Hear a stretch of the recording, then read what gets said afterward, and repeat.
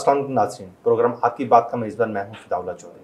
आज के प्रोग्राम में हम बात करेंगे बढ़ती हुई गर्मी के हवाले से कि इतनी शदीद गर्मी जो बढ़ती जा रही है, इसकी वजह से लोग शदीद परेशानी का शिकार हैं। क्योंकि ग्लोबलाइजेशन के हवाले से अगर देखा जाए तो कि गर्मी पूरे दुनिया में बढ़ रही है, टेम्परेचर चेंज हो रहा है, वेदर क्लाइमेट टोटली चेंज होता जा रहा है। टाइम्स जो है हम पहले कंसिडर करते थे कि जी कि गर्मी जो है कि अप्रैल में स्टार्ट होगी और सितंबर अक्टूबर में ख़त्म हो जाएगी, लेकिन अब देखा जा रहा है कि जो गर्मी की शिद्दत है वो मई से स्टार्ट होकर और जो है तकरीबन नवंबर दिसंबर तक चली जाती है। और इसके साथ अभी तक हमारे लोग जो है इसको नहीं समझ पा रहे कि इस गर्मी से बचने के लिए क्या करना चाहिए और किस तरह से होना चाहिए। और पाकिस्तान के अंदर जो गर्मी की अभी शदीद लहर है, इसके हवाले से अगर देखा जाए तो आजकल जो स्वात और उस एरियाज़ के अंदर जो ग्लेशियर्स पिघल रहे हैं वो भी इसी गर्मी की वजह से है कि गर्मी की शिद्दत बहुत ज़्यादा हो गई है।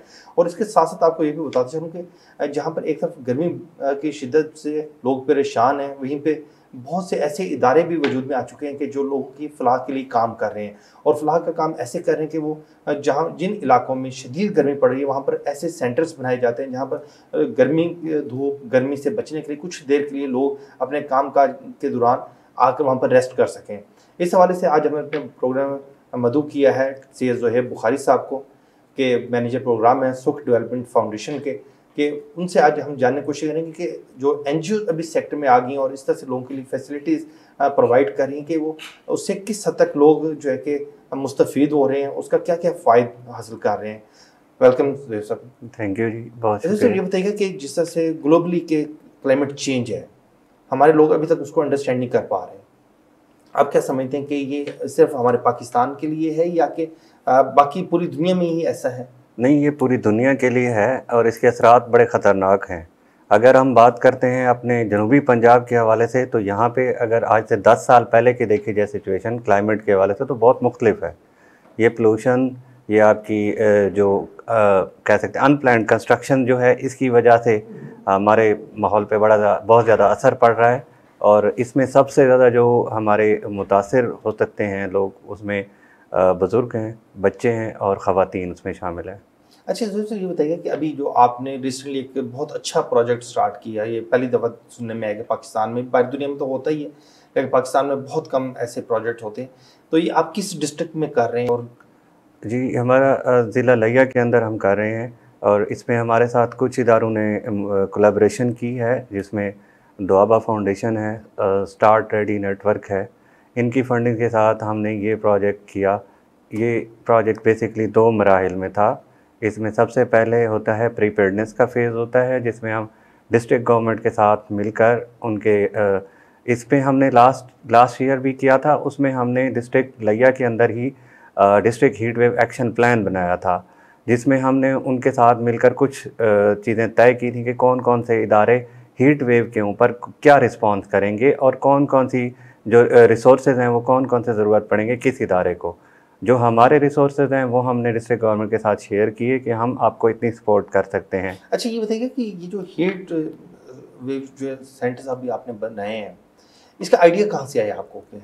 ये बेसिकली कुछ प्रैक्टिसेस रही हैं बाहर के मुल्कों के अंदर, लेकिन स्टार्ट नेटवर्क उनका एक डिजिटल सिस्टम है जो जब किसी भी शहर के अंदर मुसलसल 3 दिन टेम्परेचर सेम रहता है तो वो ट्रिगर हो जाता है।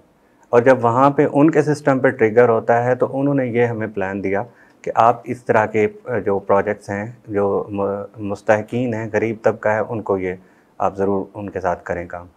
अच्छा ये बताइए कि अभी ये जो आपका रिसेंटली जो प्रोजेक्ट स्टार्ट हुआ है, होंगे पाकिस्तान में इससे पहले भी ऐसे प्रोजेक्ट चल रहे हैं क्या?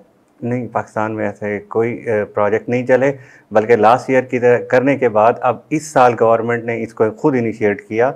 आपने शायद देखा होगा कि सीएम साहबा ने हर डिस्ट्रिक्ट को कहा है कि आप कूलिंग रेस्ट एरियाज़ बनाएं। गवर्नमेंट की तरफ से भी इनिशिएट किया कि जहाँ पे ठंडे पानी के पीने का इंतज़ाम किया गया है। बिल्कुल सही। अच्छा ये बताइए कि अभी जो है कि डिस्ट्रिक्ट लिया, इसके हवाले से स्पेशली हम बात करते हैं क्योंकि वहीं पे आपका ज़्यादा ये प्रोजेक्ट चल रहा है और बहुत से, और अभी सुनने में आ रहा है कि नेक्स्ट जो कि बहुत सी और ऑर्गेनाइजेशंस हैं, एनजीओज़ हैं, वो भी इस तरफ आ रही हैं। तो आपने भी कितने सेंटर्स डेवलप किए हैं? हमने इस टाइम 8 सेंटर्स बनाए हैं, 3 तहसीलों के अंदर बनाए हैं हमने ये, चौबारा, करोड़ लालीसन और तहसील लिया के अंदर। बिल्कुल सही। और इसमें आपको बताता चलूँ कि तीनों तहसीलों का जो क्लाइमेट है वो डिफरेंट है। अच्छा। चौबारा जो है वो ड्राउटेड एरिया है, वहाँ पे थल का एरिया है बहुत ज़्यादा, और जो करोड़ है वो फ्लडेड एरिया ज़्यादा उसके अंदर आता है, और लैया जो है वो अर्बनाइजेशन की वजह से वहाँ पे क्लाइमेट का बहुत ज़्यादा इफेक्ट है। अच्छा, ये बताइए कि टेम्परेचर, क्या कोई ख़ास टेम्परेचर का लेवल भी है कि जिसके बाद इस तरह के जो प्लान जो है वहाँ पर तरतीब दिया जाता है? जी बिल्कुल, 45 सेंटीग्रेड टेम्परेचर है, अगर उस पे 45 सेंटीग्रेड से ये क्रॉस हो जाता है तो वो ट्रिगर हो जाता है, और उसके बाद हमें ये एंटीसिपेटरी जो एक्शन है ये हमें करना पड़ता है। अच्छा, यानी कि अब आप ये अच्छा, ये जो सेंटर्स आप बनाते हैं इसमें फैसिलिटीज़ क्या-क्या होती हैं? इसमें हम लोग लोगों को इज़्ज़त के साथ बैठने के लिए वहाँ पे चेयर्स होती हैं, पीने का ठंडा पानी होता है, ओआरएस होता है वहाँ पे। हमारा चूँकि लोकल कल्चर है और हम लोग थोड़ा-सा इंटरैक्टिव इसको बनाते हैं, तो हमने सत्तू और फालसे का जो शरबत है वो भी लोगों को पिलाया वहाँ पे। अच्छा। अच्छा, ये जो कितने टाइम स्पेंड का आपका था? ये 1 मंथ का होता है, और पीक टाइम में होता है, जब ट्रिगर हो जाता है तो उसके बाद पूरा 1 महीना ये हमारा सेंटर्स बने रहते हैं। वहाँ पे हम एयर कूलर्स भी लगाते हैं ताकि लोग वहाँ पे ठंडी हवा में बैठ के थोड़ी देर सुकून कर सकें। अच्छा, इसका ये बताइए कि ये तो आपका एक डिस्ट्रिक्ट हो गया, तो अब आप क्या समझते हैं कि पाकिस्तान के कौन से ऐसे इलाके हैं जहाँ पर बहुत ज़्यादा ज़रूरत है इन चीज़ों की? मुल्तान में बहुत ज़्यादा गर्मी पड़ रही है, बाकी शहरों की निस्बत भी, और इस साल देखने में आया है कि डिस्ट्रिक्ट कोटादू के अंदर जो है वो 48 सेंटीग्रेड तक रिकॉर्ड किया गया है, जो कि इंतहाई ख़तरनाक है। तो इन इलाकों में भी काम करने की बहुत ज़्यादा ज़रूरत है।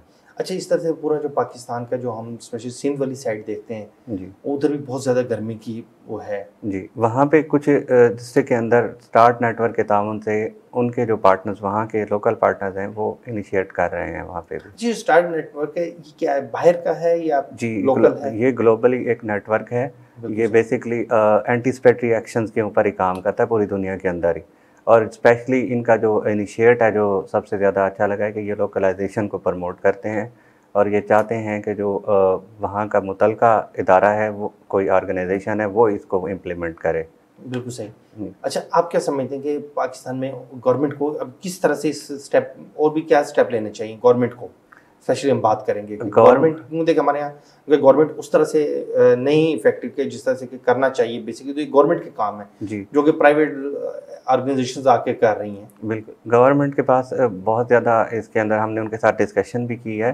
गवर्नमेंट के रिसोर्सेज इस टाइम भी कम हैं। हेल्थ डिपार्टमेंट की अगर हम बात करते हैं तो हमने जो 6 स्टेबलाइजेशन सेंटर कायम किए हैं, उसका बेसिकली मरकज़ जो मकसद होता है वो ये होता है कि हेल्थ डिपार्टमेंट के पास हीट वेव के रेलिवेंट जो मेडिसिन्स हैं वो हम उनको प्रोवाइड करते हैं, और उनके हेल्थ डिपार्टमेंट का कहना था कि उनके पास ऐसा जितना फ़ंड नहीं है कि वो हीट वेव के रेलिवेंट जो मेडिसिन है उनको पूरा कर सकें। तो गवर्नमेंट को चाहिए कि इस चीज़ के ऊपर फोकस करे, क्योंकि उनका एक बहुत बड़ा स्ट्रक्चर है पूरे पंजाब के अंदर, तो वो अपने हेल्थ जो सिस्टम है उसको थोड़ा सा इन्हांस करे। अच्छा, ये बताइए कि जो सुख डेवलपमेंट फाउंडेशन जो आपकी जो कर रही है, आप क्या समझते हैं कि जब सेंटर्स बन जाते हैं वहाँ पर जो लोग आके फैसिलिटेट होते हैं, अच्छा वो किन किन बीमारियों से बच सकते हैं, या क्या कौन से ऐसे जो उन पे जो असरात हैं कि जिससे वो बच सकते हैं ये सेंटर्स अगर बन जाएँ तो? देखें, इसमें सबसे ज़्यादा जो मज़दूर तबका होता है, इसमें जो बुज़ुर्ग होते हैं, जो अभी भी आप देख सकते हैं कि 65 ईयर एज प्लस लोग जो हैं वो मज़दूरी कर रहे होते हैं, तो बहुत वनरेबल हैं। उनको हीट स्ट्रोक बहुत जल्दी होता है, डिहाइड्रेशन हो जाती है, जिसकी वजह से उनको फ़ौरी तिब्बी इमदाद की ज़रूरत होती है। ओआरएस बेसिकली नमकियात की कमी को पूरा करता है। बच्चे हैं वो मुख्तलिफ़ पीक टाइम जो होता है गर्मी का, उसमें वो बाहर निकलते हैं और वहाँ पे वो खेल रहे होते हैं, तो वो भी इसका शिकार होते हैं। और जो हामला ख़वातीन होती हैं उनके लिए बहुत ज़्यादा चैलेंजेस होता है, उनके लिए कॉम्प्लिकेशंस बहुत ज़्यादा हो जाती हैं हीट स्ट्रोक की वजह से। डिहाइड्रेशन होती है जो कि इंसान के अंदर, बॉडी के अंदर जो है वो नमकियात को बिल्कुल ख़त्म कर देती है, और उससे इंसान बेहोश हो जाता है। अच्छा, बेसिक ये बताइएगा, ये तो वो है कि अच्छा इसके लिए भी जो है कि आपके पास जो इतने आप लोगों ने तकरीबन जो है कि बताया जाए, जो डायरेक्टली जो लोग होते हैं 3,83,000 कोई 534 के करीब आपने डायरेक्टली लोग आपसे फैसिलिटेट हुए हैं। अच्छा, उनकी फैसिलिटेशन का लेवल क्या था? उसमें हमने उनको हीट वेव किट्स फ़राहम की हैं कुछ अफराद को जो हमारे रिसोर्सेज के अंदर थी।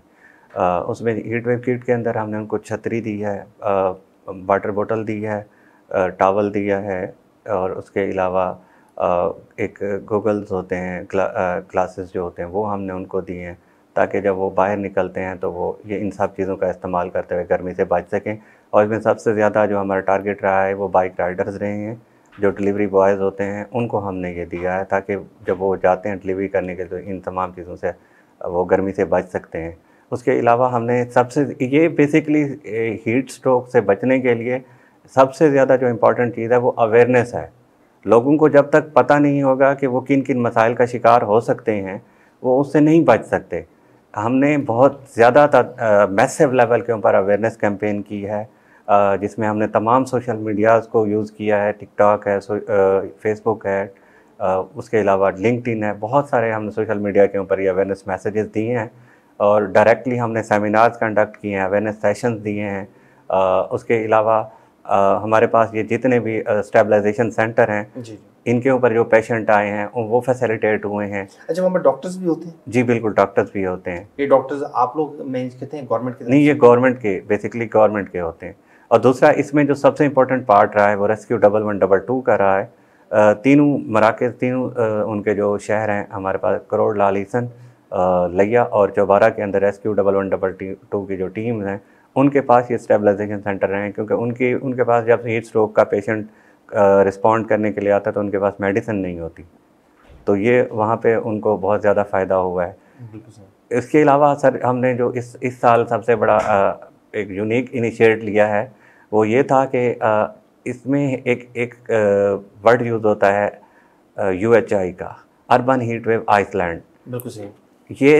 ये ऐसी जगह होती हैं जहाँ पे कंजस्टेड आबादी ज़्यादा होती है और उसका टेम्परेचर बाकी तमाम एरिया से ज़्यादा होता है।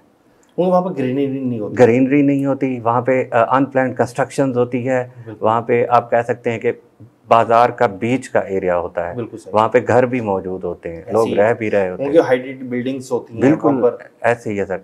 तो वहाँ पे हमने उन एरियाज़ में शावरिंग करवाई है। अच्छा।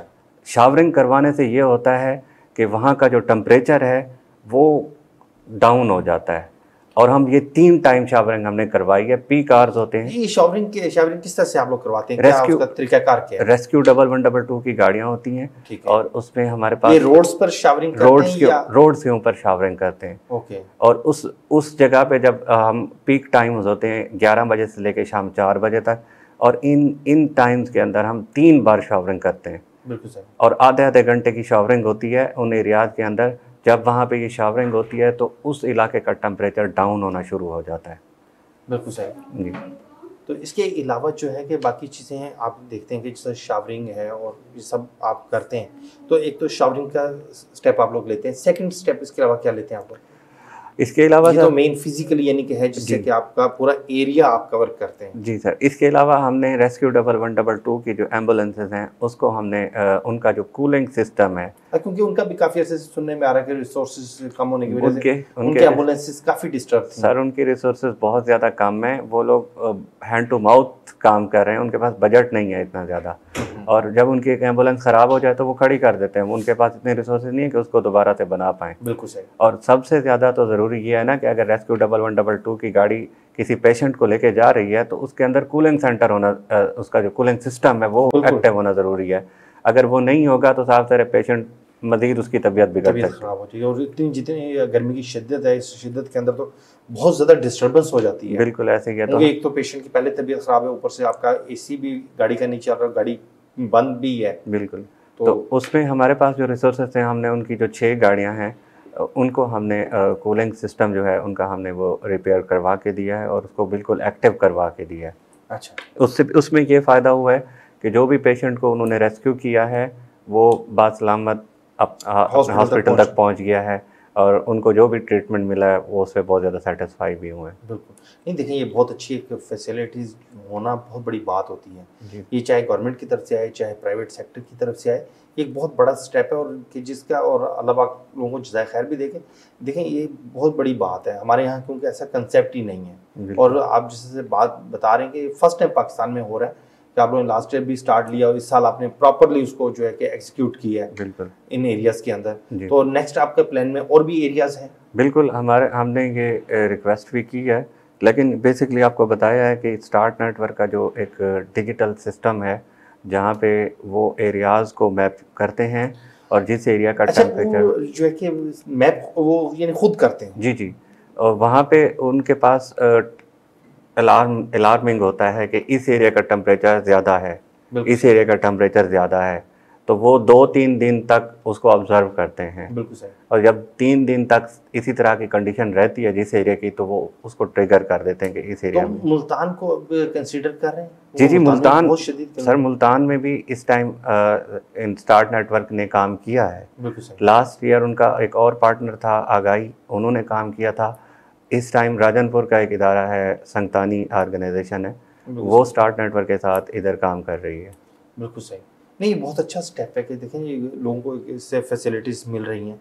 अच्छा, ये बताइए कि आप लोग कहते हैं जो इनडायरेक्टली जो है कि आपसे बेनिफिशियरीज़ से 12 लाख कोई 34,000 के करीब लोग थे। तो उनका क्या था? वो किस तरह से इनडायरेक्टली आप समझते हैं कि वो लोग आपसे बेनिफिशियल? देखिए, हम जब एक मैसिव कैंपेन स्टार्ट करते हैं ना अवेयरनेस के हवाले से, तो वो एक मौसर पैगाम होता है हमारा, जिसमें हम बता रहे होते हैं कि पीक टाइम के अंदर गैर ज़रूरी तौर पर घरों से बाहर ना निकलें, ठंडे पानी का ज़्यादा से ज़्यादा इस्तेमाल करें, प्यास ना भी लगी हो तो भी पानी पिएँ, ओआरएस का ज़्यादा इस्तेमाल करें। ये प्रिवेंटिव मैसेजेस हैं। जब बिल्कुल सही। प्रिवेंटिव मैसेजेस हम लोगों को दे रहे होते हैं, तो वो आगे जितने लोगों को भी वो मैसेजेस दे रहे हैं, वो हमारा इनडायरेक्ट बेनिफिशियरी होता है। ओके। और अगर हमने किसी को हीट वेव किट दी है, तो वो तो डायरेक्टली आपका बेनिफिशियल है या जो आपके सेंटर्स पर आके फैसिलिटेट हुआ जी, है? बिल्कुल। अच्छा, ये आपने जो किए हैं, अभी आपके जो फैसिलिटीज़ सेंटर्स हैं, इसके अंदर मैं देखा था cooling and rest facilities centres, जी, जी। इसको आप क्या कहते हैं? एक तो आपके जो हैं कि हीट स्ट्रोक स्टेबलाइजेशन सेंटर्स हैं, जी, जी। ये क्या है cooling and? Cooling rest areas हैं बेसिकली, जहाँ पे हमारे हमने डीएचक्यू के अंदर इस साल लगाया, डीएचक्यू लिया के अंदर, क्योंकि पेशेंट्स का बहुत ज़्यादा बर्डन होता है जी, और लोगों के पास वहाँ पे छाँव वाली कोई जगह नहीं होती जहाँ पे वो बैठ के अपने मरीज़ के लिए जब इंतज़ार कर रहे होते हैं, तो उनके पास कोई जगह नहीं होती।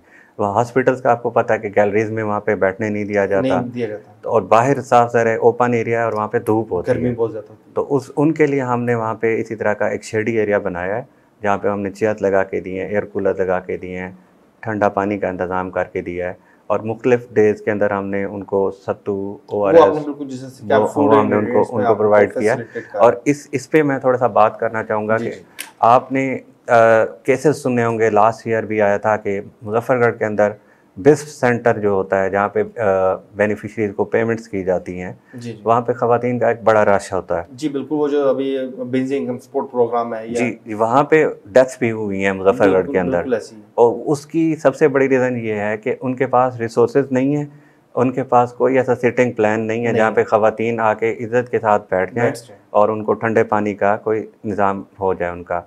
उनके पास कोई नहीं था। हमने इसको इनिशिएट किया और हमने करोड़ लाल ईसन के अंदर भी और लिया के अंदर भी जो बड़े बेस्ड सेंटर्स हैं, जहाँ पे ख़वातीन का एक बहुत ज़्यादा रश होता है, वहाँ पे हमने ये कूलिंग रेस्ट एरियाज़ जो हैं वहाँ पे बना के दिए हैं, उनको ठंडा पानी का भी इंतज़ाम करके दिया है, एयर कूलर्स भी दिए हैं वहाँ पे और ख़वातीन जो हैं बाइज़्ज़त तरीके से वहाँ पे बैठी हुई हैं। ये तो बहुत बड़ा सेटअप है कि जी कि देखें लोगों के लिए फैसिलिटीज़ हैं कि कोई वहाँ पर जाए और वहाँ पर बजाय लाइनों में लगने के और जी, वो जो कि डेथ्स भी हुई हैं पिछले प्रीवियसली अगर देखा जाए, जी, तो ये बहुत बड़ा है। जी। अच्छा, इसके साथ ये बताइएगा कि जो डिस्ट्रिक्ट गवर्नमेंट का आपके साथ क्या रोल रहा है इस पूरे प्रोजेक्ट के अंदर? डिस्ट्रिक्ट गवर्नमेंट हमें मुख्तलिफ़ चीज़ों में सपोर्ट करती रही है। रेस्क्यू 1112 ने हमें बहुत ज़्यादा सपोर्ट किया है। उनका जितना भी हमारे प्रोजेक्ट के अंदर अवेयरनेस सेशंस की अगर हम बात करते हैं, तो उसमें रेस्क्यू 1112 डेमोंस्ट्रेट करके दिखाती है कम्युनिटी को कि ओके, इस तरह पेशेंट को हो सकता है और इस तरह हम लोग उनको रेस्क्यू करते हैं और ये प्रॉपर ट्रीटमेंट है। इन सब से बचने के लिए ये प्रिवेंटिव मैसेजेस हैं कि आपने इन पीक आवर्स के अंदर घर से बाहर खैर ज़रूरी नहीं निकलना और अगर निकलना है तो इन चीज़ों का इस्तेमाल करना है। जो अभी रिसेंटली हमने हीट वेव किट की बात की है जी, कि जी। हमने उनको छतरी दी है, पानी पीने के लिए बिल्कुल, वाटर बोतल दी है, तो वो उन सब चीज़ों का इस्तेमाल हमने उनको बताया कि ये ज़रूरी है। ज़रूरी है, बिल्कुल। जी सर। अच्छा, तो ये आप जो बाइक राइडर्स हैं, उनके लिए आपने बेसिकली क्या किया? ये तो छतरी और पानी की बोतल तो एक यानी कि आम लोगों के लिए है। नहीं, बाइक राइडर्स को आपने क्या किस बाइक तरह? राइडर्स को भी हमने हीट वेव किट्स दी हैं। ओके। इसमें जो एलएचवीज़ होती हैं जी, सबसे जी, ज़्यादा, बिल्कुल, वो बहुत ज़्यादा ट्रैवल करती हैं, पैदल उनकी पैदल वॉकिंग। ट्रैवल करती हैं, पोलियो कैंपेन्स कर रही जी, होती बिल्कुल। हैं, उनके उनके लिए भी हमने ये हीट वेव किट्स उनको प्रोवाइड की है। इसके साथ मैं एक और एडिशन करता चलूँ कि गवर्नमेंट ने हमें लास्ट ईयर भी कहा था कि उनके जो पब्लिक प्लेसेस हैं, वहाँ पे उनको इलेक्ट्रिक वाटर कूलर्स चाहिए होते हैं। जहाँ पे उनके रिसोर्सेज में नहीं थे, पब्लिक बहुत ज़्यादा होती है, पानी ठंडा नहीं होता अवेलेबल, जी, जी। तो हमने ये इलेक्ट्रिक वाटर कूलर भी जो हैं वो वहाँ पे इंस्टॉल करके दिए हैं मुख्तलिफ पब्लिक प्लेसेस के ऊपर। बिल्कुल सही। और इसमें एक और एडिशन भी हम कर दें कि जो ट्रैफिक पुलिस होती है, जी, बिल्कुल। अगर वो आप उनका बहुत रोल है जी। देखें वो लोग सख्त शदीद गर्मी के अंदर भी वो लोग ओपन एयर में खड़े होते हैं, कोई हर जगह उनको जी, शायद हर चीज़ें नहीं मिल रही होती। तो उनके लिए हमने ये डिज़ाइन किया था कि एक हम बनाते हैं कार्ट शेड। ठीक कार्ट है। शेड बेसिकली एक अम्ब्रेला है बड़े लेवल का। ओके। वो अगर आप देखते हैं कहीं पे, अगर कोई कंपनीज का आप देखते हैं, जैसे मोबाइल जी, फ़ोन वो कंपनी स्टैंडिंग्स जो स्टैंडीज जो टाइप बन बिल्कुल। जाता, वो शेड ही बन जाता है। जी, जी। वो हमने वहाँ पे बहुत सारे पॉइंट्स के ऊपर ट्रैफिक पुलिस को दिया है, और इसको जो हमारे वहाँ पे के डीपीओ हैं उन्होंने भी एक्नॉलेज किया, और उन्होंने कहा है कि ये बहुत ज़बरदस्त इनिशिएटिव है और गवर्नमेंट भी इसको इंशाल्लाह इम्प्लीमेंट करेगी। बहुत अच्छा है। तो अच्छा, इसके साथ-साथ ये तो हो गए कि जिस आपने पुलिस को किया, हेल्थ एलएचईस को किया। इसके साथ स्टूडेंट्स के लिए आपने क्या कोई ऐसा प्रोजेक्ट में है? जी। क्योंकि स्टूडेंट्स अभी देखें ना, अभी क्योंकि जिससे लोग स्टूडेंट्स बाहर निकलते हैं या कहीं पे उनकी एकेडमीज़ या चीज़ें, उनका ट्रैवल होता है तो। जी, हमारा जो पार्टनर है, पार्टनरशिप है, वो यूनिवर्सिटी ऑफ लिया के साथ है। ठीक है। हमने उनके साथ ट्री प्लांटेशन की एक मैसिव ड्राइव भी की है। 1 लाख पौधा हम लगाने जा रहे हैं लिया के अंदर, अच्छा। और अब तक हम तकरीबन 28,000 पौधा लगा चुके हैं अपने रिसोर्सेज के साथ ही, विदाउट एनी किसी कंट्रीब्यूशन के, और मज़ीद हम इसके ऊपर काम कर रहे हैं। तो उनके जो स्टूडेंट्स हैं उनको भी हमने हीट वेव किट्स प्रोवाइड की हैं, बिल्कुल सही। और उनके साथ हमने यूनिवर्सिटी ऑफ लिया के अंदर एक बड़े लेवल के ऊपर एक सेमिनार भी किया, जिसमें हमने उनको प्रिवेंटिव मैसेजेस दिए। उसमें रेस्क्यू 112 असिस्टेंट कमिश्नर साहब जो लिया के हैं उनकी पार्टिसिपेशन रही, वीसी लिया की पार्टिसिपेशन रही है, और उन्होंने फुली एक्टिवली इस पूरे प्रोजेक्ट के अंदर हमें सपोर्ट किया है। हम उनके दिल से शुक्रिया भी अदा करते हैं, और उनके स्टूडेंट्स ने ये जो अवेयरनेस मैसेजेस हैं इसको अपने सोशल मीडिया के ऊपर भी उन्होंने लगाया है। बिल्कुल सही।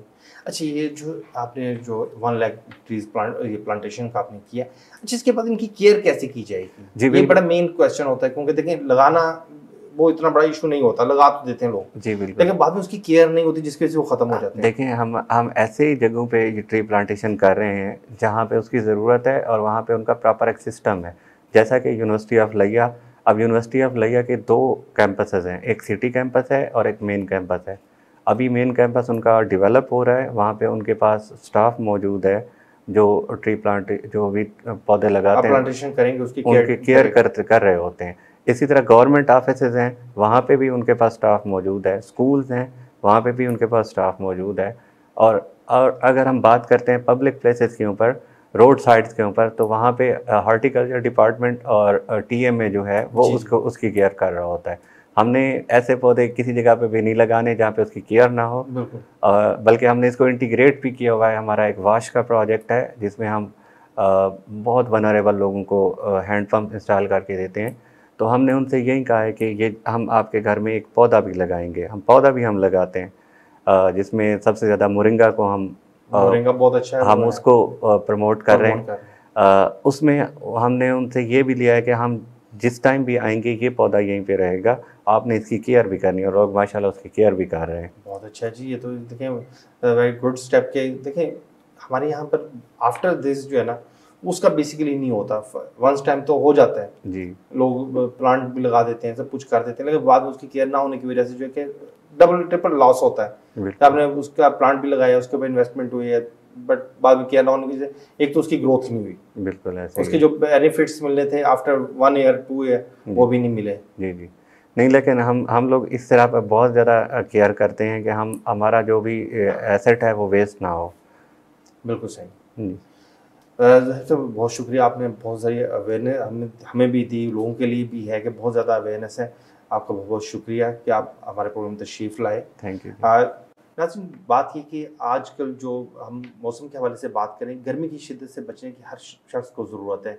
जो भी बाहर निकलता है उसको ख्याल करना चाहिए कि उस पीक आवर्स में बाहर ना निकले, जिससे कि हीट स्ट्रोक होने का ख़दशा हो, और अपने जो काम है उसको भी उस हिसाब से मैनेज किया जाए कि या अर्ली मॉर्निंग किया जाए या सेकंड टाइम में किया जाए, ताकि जब टेम्परेचर बहुत ज़्यादा हाई लेवल पे होता है तो उस टाइम बाहर निकलने से अवॉइड कर, बिला ज़रूरत बाहर नहीं निकलना चाहिए।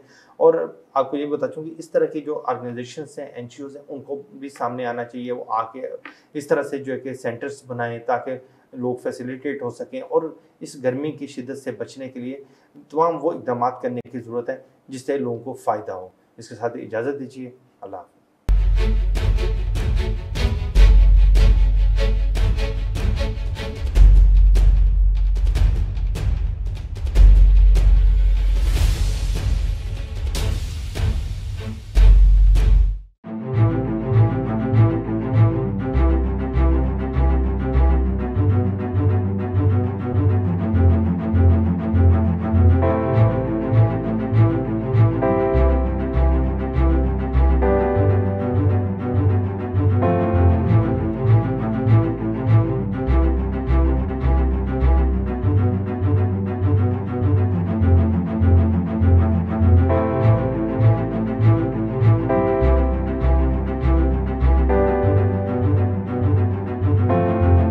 तो बंदा खुद भी एक ब्रांड बन जाता है ना, और फिर वो उन पीआर को अपनी पर्सनल रेपुटेशन को यूज करते हुए आप लोगों से रिक्वेस्ट करते हैं, ज़ाहिर लोग आपकी बात भी सुनते हैं कि यार एक बंदा है वो एक अच्छे मकसद के लिए काम कर रहा है, तो लोग ज़ाहिर सपोर्ट करते हैं और जो यंग बच्चे हैं उनको एक प्लेटफॉर्म मिल जाता है। बिल्कुल ऐसे ही होता है जी, बिल्कुल ऐसे ही होता है। अच्छा, प्लेटफॉर्म्स की डिफरेंट बात हो रही है, आप लायंस क्लब, लायंस इंटरनेशनल के भी मेंबर रहे थे, उस हवाले से जरा हमारे नाज़रीन को बताएं कि लायंस का कौन सा आपका क्लब था, है क्या, और आपने क्या उसमें खिदमत सर अंजाम दी?